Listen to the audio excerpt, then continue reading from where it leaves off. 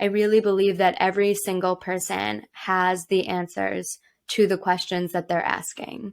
You are the authority on your own life. Hey guys, welcome to our SoulFam Podcast where I interview space holders from all over the world.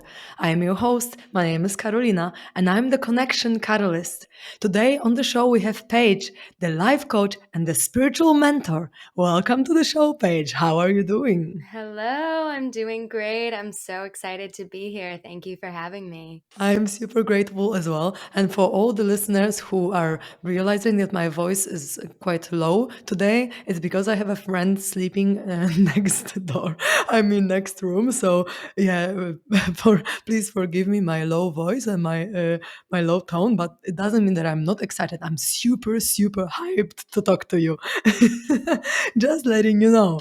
And so I would love to ask the first question that I usually ask everyone because I'm super curious about everyone's path and everyone's spiritual journey. And I feel like everyone brings such a beautiful message with the journey that they've gone through, because there is always something behind becoming a coach or becoming a mentor, becoming a healer. There's always like a cool story of our own life that brought us to be who we are now and to help other people. So I would love if you could share a little bit about how did you get to do what you're doing now? What brought you to be a life coach and a spiritual mentor? So, I never know how I'm going to answer this question until I'm asked it in the moment. And what feels good for me to share right now is that really my life, like most of your listeners, I'm sure, has been a roller coaster, lots of twists and turns. And really, I got to where I am today by always following my heart and my gut and what feels right for me in the moment, even when that goes against everything that I had worked for, everything that I thought I was supposed to do, everything that other people told me I should do. I've had so many different careers and so many different life paths. And each time I was so certain that that was going to be the path, right? But each time I would arrive at this point where it just felt like something was wrong.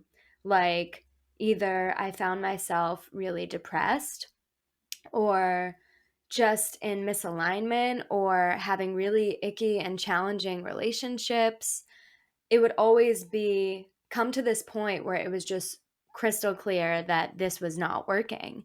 And I had to make a decision at each one of those crossroads. And for me, that has looked like every time taking the road that really is less traveled, that really is the one that I didn't think was going to work out, or that other people didn't understand, or that, wasn't really approved of. And so that's been really challenging, but it has brought me to a great faith and trust and understanding that every everything works out when I am able to say yes to what my heart is calling for in each moment and just trust that the path is going to unfold the way that it's meant to unfold.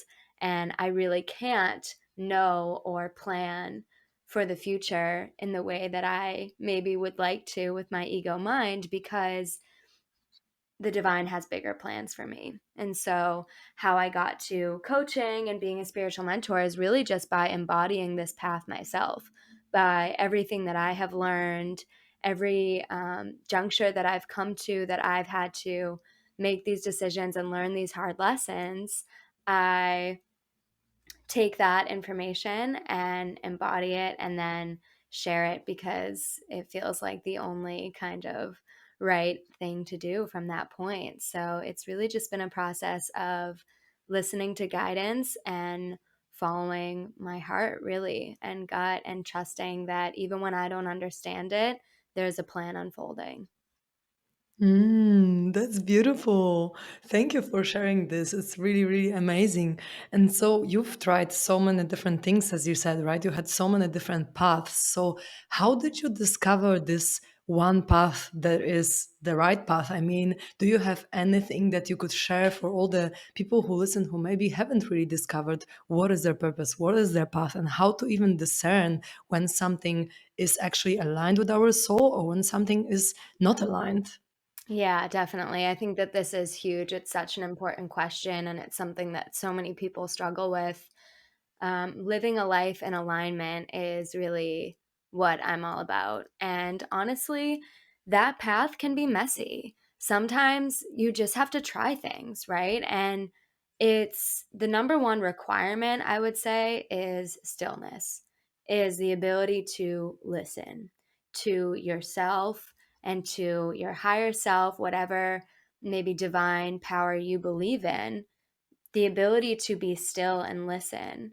And that ability is really just a practice. All that comes from is practicing tuning out from the noise. Because when you are so plugged in to what everybody else has to say and the news and media, and you're always on Instagram, always looking at what other people are doing with their lives, it's really hard to maintain your own beliefs and your own values that are unique from everyone else's, right? It just, there's almost like a meshing that happens where you can no longer delineate, like, do I really love this thing that I'm doing? Or am I just doing it because my parents told me that this is the right path, or because everyone in my social group is doing this, or because everyone on Instagram seems to be doing this thing, so I must want it too. And so, in order to be able to tune into, does this really feel good to me? You have to unplug from everything else. And I think that that practice of tuning out to tune in, I call it, so tuning out from everything else to tune into yourself, is the necessary requirement to living a life in alignment, because really you just can't know what feels good within you if you're not listening to yourself and you're not giving yourself the space to ask the questions. I think that this applies to so many things that people come to me for. I really believe that every single person has the answers to the questions that they're asking. You are the authority on your own life. And so when we struggle with these things, like, is this for me? Is this what I really want? Am I on the right path? You know the answers, and the answers lie in your heart, they lie in your body. It's just about actually taking the time to ask, which seems super simple, right? Like, we all want to go see the psychic or, join the program that's going to give us the answers. But what I'm about is guiding people back to themselves and realizing that you actually always have had the answer. Amazing. Yeah, I totally vibe with what you just said. And I remember myself, like, I don't know, 7 years ago when I started my spiritual journey, when I was still looking for teachers and guides and mentors. And yeah, just people telling me how to live my life pretty much and how to go on this spiritual path, because I was so lost and I didn't know like which even sources of information are the right ones or which ones are going to guide me where I want to be and to more connection to my soul. But really, everything is inside. But sometimes you need to learn the hard way and follow some people who are going to mislead you in some ways to finally arrive at your own heart and your Right, own soul, which is, I think, sometimes very valuable, because even through these kind of mistakes of following someone and then maybe disagreeing with them or then seeing that everyone has their own path, it can really help you crystallize what you are here to do and how you want to walk your spiritual path, because there's so many different methods, there's so many different ways of how you can reach enlightenment, right? Or how you can connect to your soul and intuition more. So there right, is no one right way to do this. So yeah, it's just beautiful that we can go on these different paths and then see and crystallize something for ourselves. So thank you for sharing, because I really yeah, I really vibe with it. I really agree. And so, in order to tune out, what would be your best methods that you recommend to really, yeah, just center yourself in your own soul, in your own heart? What are your favorite tools to do that, to tune out in order to tune in? sure. Yeah, I love this question. So, first of all, especially in the climate that we're in right now, I am not usually a person who tells people what to do, right? Like, as we just said, everyone's on their own path and journey. But I really, really, really, really encourage everybody. If you watch or tune into the news right now, uh, please stop doing that. It is right the current climate that we're in right now. You and I are recording this on February 23rd, 2022. It's really toxic right now, the news. So first of all, just right off the bat, if you are somebody who is constantly watching the news, is constantly checking the news on your phone, I really like would just shut it off, honestly. And then after that, I think definitely, social media, man, it's a powerful tool, and it's not all bad, but it we have to engage with it consciously, like anything else. And so the kind of tips that I have for engaging with social media consciously are to just be really intentional. So many times we just pick up our phone and open Instagram and start scrolling, and open Facebook and start scrolling without even thinking about it, right? Like, it's not like you thought, oh, let me go see what Karolina is up to, and I want to go on her page and read it. It very rarely is that happening. It's just that we do it subconsciously. And so inviting in intentionality and making the commitment to yourself to only go on social media when you have a pure intention will stop you from going on it most of the time. And it will make the time that you are on it enjoyable because you want to be on it, right? So yesterday, I wanted to go on to read some posts about the 22222 portal. And so that was my intention, right? I wasn't going on Instagram to just scroll randomly. I wasn't just doing it without thinking about it. I went on because I wanted to see that. If you know that you have some friends who are on a vacation and you want to check in on their vacation, like, okay, that's an intention, and you're going to go on and do it that, and then you're done, right? So just being super intentional about it. I think that when we invite intentionality into our lives and everything that we do, it really makes us question. It's this other way to tune out and give pause, right? Because so much of what we're doing, we're moving so fast and we're not really thinking about it. And we end up doing a lot of things that aren't really good for us. And we don't even realize it. And so when you take a minute to pause before everything that you do and say, wait a second, why am I doing this? Do I really want to do this? The amount of times if find myself on Instagram and I did not open it consciously, and I stop and ask myself, do I really want to be here? Yeah, I so much agree with you that we should be intentional about using social media, because I know a lot of people who have been even like deleting the apps from their phones just to not be there, Yeah, so often. Because if you don't have the Facebook app, for example, then in order to go there, you need to be really intentional. Okay, I'm opening the website, I'm going to facebook.com, and then I'm logging in, and then you actually do it then when you need it and when you actually want to do it, rather than automatically just reaching out and just pressing the app and just scrolling, right? And I think it's such a epidemic a mhm, little bit in these times, where also even like kids, like 2-year-old kids, or even sometimes 1-year-old, knowing how to use crazy. the phone and how to like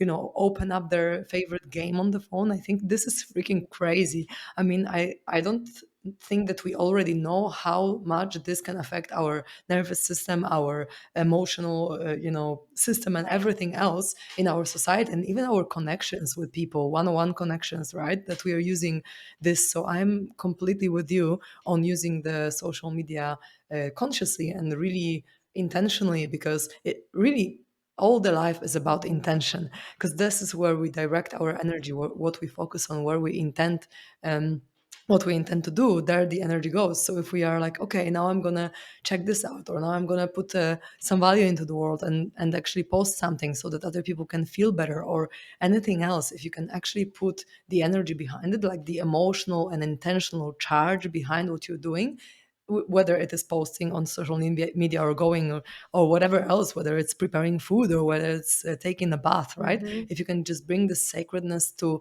everything that you're doing, your life is going to be in so much more ease and flow, and everything is just going to align exactly as you want it, because you're very intentional about your things, which doesn't mean being attached to your intentions. It Right. just means directing the energy where you want it to go, and then letting the universe work its magic through your intention, right? Right. So yeah, thank you so much for sharing that, because I feel like people need to hear this. Like, really, don't go on your social media if you don't need to do this. And I'm with you when it comes to stopping watching news. Like, I haven't watched news in ages. It Oh only yeah. happens when I go to my grandma or something, Mm-hmm. and she watches some. But I'm just like, I cannot even handle it for more than 2 minutes, honestly. Like, I'm like, it's just programming our subconscious mind with all this negativity, because so many times it just adds about medicaments Mm-hmm. or negativity that is going on in the world, or pandemic or whatever, how many people died or things like that. And it's like, okay, I understand these are real things, we need to be aware of them, but on the other hand, like, cannot it be balanced out? Cannot it be like positivity as well? Like, cool things are happening in the world, probably a lot more cool things that are said about in social Right. media, right? Right. And so in the TV, in the news as well. And so yeah, we need to be even intentional about like discerning what we want to program our subconscious mind with and what we don't, because it all goes into our subconscious mind whether we want it or not. Even if someone next door is listening to the radio or to the TV, it still comes to us, it Mm-hmm. still programs us. And it's the same with like movies, right? If we watch violent Right. movies, then our brain doesn't really know if we are the ones being violent, or if we just watch violence, because the same areas of our brain are active when we watch someone do something. So Exactly. it's actually really important. So thank you for bringing it up. I think it's very nice to talk about this. And on this note of being intentional, I would love to talk about the circles that you guide, because I know that you are doing the full moon and new moon ceremonies or Yep. circles, and I would love to know, what, from your perspective, what is the meaning of the full moon and the new moon? And for all the people who maybe don't know about that, like, why all these spiritual people are hyped about the moon Sure. and what is it about the moon that is so important for us, right? Yeah. So yeah, please share with us how you see it. Of course. Yeah. And it's perfect coming off of this conversation, too, because the purpose of gathering in circle and why I really started doing more in-person work lately is to help bridge the gap between it is absolutely not the same to have um, connections and communications via Zoom, via the phone, via our computers, than it is to be in person connecting with people. And it's so important that we have those in-person connections. So I'll come back to that part in a minute, but just I'll give you the kind of overview of the moon and the new and full moon. So,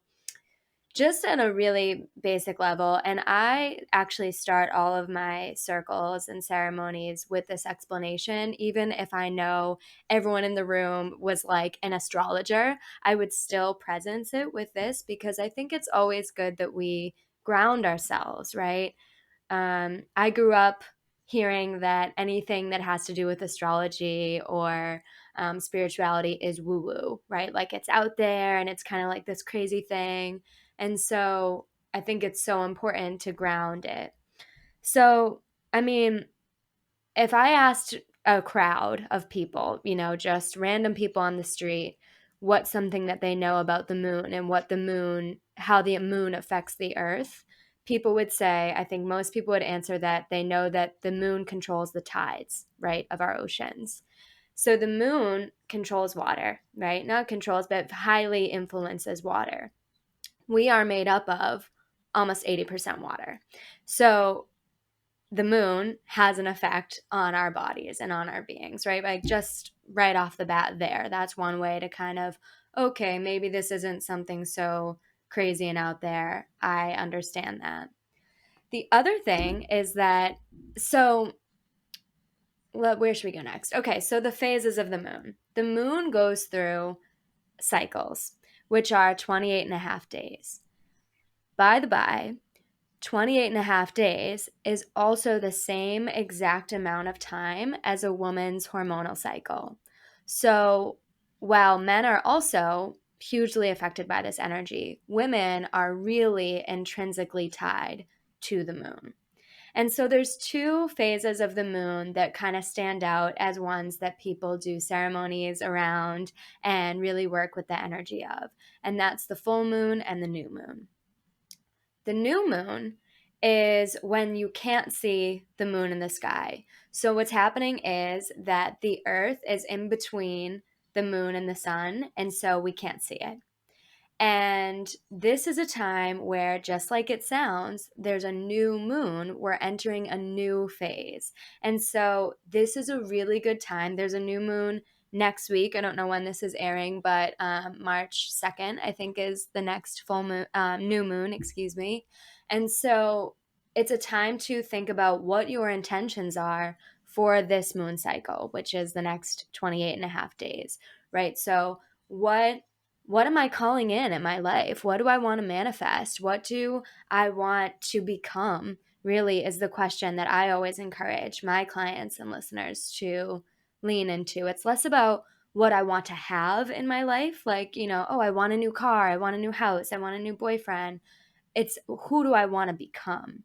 What are my intentions for the person that I'm becoming?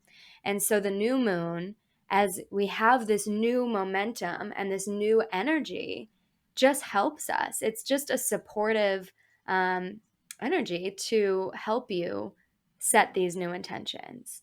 And then the full moon is when the moon is bright and full in the sky, right? And that's because the moon is opposite the sun, so the sun is reflecting off of the moon and we see it in its fullness.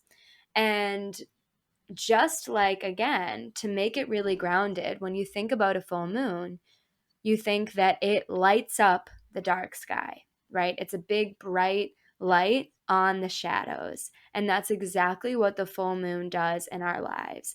It illuminates the shadows, it gives us heightened ability to see what's really going on. So the full moon is a really potent time to take stock of your life. And you can trust that whatever intuition you're having during this time, during the time of the full moon, which is the day of the full moon and then a couple days before and after, if you're feeling like, ooh, maybe this job isn't actually making me happy, or maybe this relationship isn't actually working for me, if you're getting those feelings during that time, it's something that you can trust because our intuition is heightened because we have this energy that's illuminating the shadows. And so, this is a time again to ask yourself these questions, spend some time journaling what's working for me in my life and what isn't. And you can think back and look back to what you wrote down and what you journaled about and what the intentions that you set during the new moon on the full moon and check in. How's that going? Okay, so on the new moon, I decided that I need to pay closer attention to my physical health. And so then the full moon comes around, which is a couple weeks later, and you get to check in. Okay, how was that going? Okay, maybe I started working out every day. How did that feel? Was there something that I liked about it? Was there something that I didn't like about it? Maybe you realize that you actually don't want to do yoga every day. Maybe you realize right now you need to do some weightlifting, right? So these are kind of the very grounded and practical ways that we can work with the new and full moon. Oh, that's amazing. I love how you explained to check with yourself and especially about like illuminating the shadow. I feel like this is so spot on how the full moon just shines on all our darkness and we can really see and we can bring it up. And I always laugh at it because if something is brought up in me and if I'm super emotional, I'm like, is it a full moon or a new moon or something? Because like, Right. it's, and I always also laugh. I've said it on this podcast already that if you don't know what to blame it on, just blame it on the moon Yes. because it's usually going to be connected. Everything in your life usually happens, and it's going to be probably connected to the new moon or to the full moon that is coming and Right. bringing some stuff up, right? So this is Well, really really cool what you were sharing, and yeah, I totally see how that plays out in my life, and I think if you have awareness of how these cycles work, you can also kind of like play with them and go with them rather than like not knowing what's going on with your feelings. If you get super emotional and you feel like you need to do some shadow work when the full moon is there, you can more be more accepting of it, and you can bring more consciousness to how you're operating, right? Or maybe you don't want to schedule any important meetings on the day Right. of the full moon Right. because you know you might get just emotional on this day, right? So it's so good to have awareness of it and to know how these energies play out, so that then you don't put yourself in the situation that you don't actually want to be in, right? Because yeah, this Right. could happen with if you don't know what you're signing up for, especially for women, as you said, right? Because our cycles are aligned with it. So if we are Right. in the new moon, as far as I understand, we want to be internal, we want to be more introspective and so on. And with the full moon, we want to be more creative and out there. And I think for some women, it's the other way around. But yeah, it's just good to know the cycles of the moon and the cycle of a woman. And for all the guys who listen, it's good to know for you as well, right? Because if you know when your woman is going to go crazy, and if no, you know when your woman is going to be more internal, then it's also better to adjust to her and her cycle. I guess it's just a good thing to know. So amazing. Thank you for sharing all this. And I would also love to ask you about your podcast that you have, Spiritual 20s, because yeah, I know that you run one, and I'm curious, where did this name came from, Spiritual 20s? And yeah, what is the podcast about, so that maybe people who listen to this podcast can also jump into yours. But I'm really curious about your Spiritual 20s podcast, because I really like the name, and I was really curious to know, where did this name come from, and what does it mean for you, and what people who maybe would like to listen to it, what can they expect? What is it all about? Sure. So, Spiritual 20s is a podcast really about what it means to live a spiritual life, which to me just means a life aligned with your spirit, your soul, what is in true alignment with your heart. I talk about authenticity. The line that I sign every podcast off with is an authentic, aligned, wild, and free life.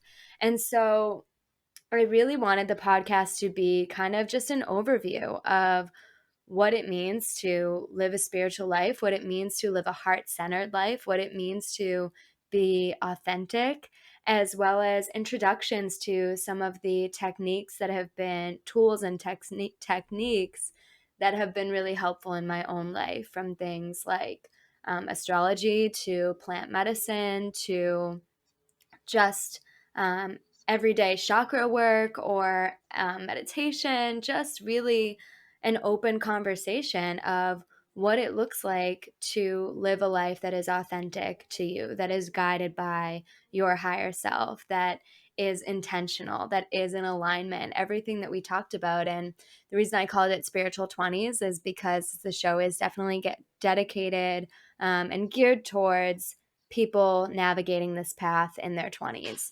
And also, we're in the 20s decade, right? I started it in 2021. So, right? Or 2020. 2020. And I think, oh gosh, time has been such a funny thing lately. So, anyways, I started it um in this decade, let's say. So, that is why, what it means to live a spiritual life now. And that doesn't have to look like being a monk in the Himalayas. And spirituality doesn't have to be something that you come to later in life. It doesn't have to be a specific religion. It doesn't have to be following something that anybody else says for you. Again, it's about tuning into what feels right for you. Living a spiritual life is whatever it looks like for you. There's no program, there's no cookie cutter, there's no specific religion or rituals that you have to do in order to be spiritual. I think that's something that I really want to emphasize in this time where it's so beautiful that spirituality is kind of coming back into the mainstream, and spiritual techniques like yoga, meditation, tools like plant medicine are coming into the mainstream. These are not necessary, none of them. You don't have to do anything. And I just want to caution everybody to be really weary of kind of engaging with these spiritual tools for the looks of it, right? For the Instagram post about you at your spiritual silent retreat or whatever it is, right? Just again, the piece we've talked about intentionality is, I mean, that's what living a spiritual life is. It's tuning into your heart and what your heart genuinely calls for. If your heart is genuinely calling for you to sit with a plant medicine, or for you to get a drum and start singing some medicine songs in prayer, awesome, do that.